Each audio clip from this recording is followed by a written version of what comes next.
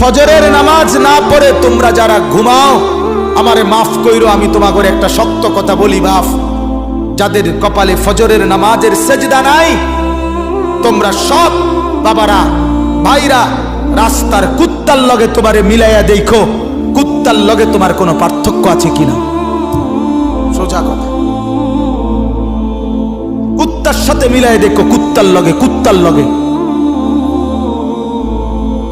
ওই জানোয়ার শুধু ঘুমায়, ওই জানোয়ার পেশাব পায়খানা করে, ওই জানোয়ার খাবার খায়, ওই জানোয়ার যৌবনের যৌন চাহিদা পূরণ করে।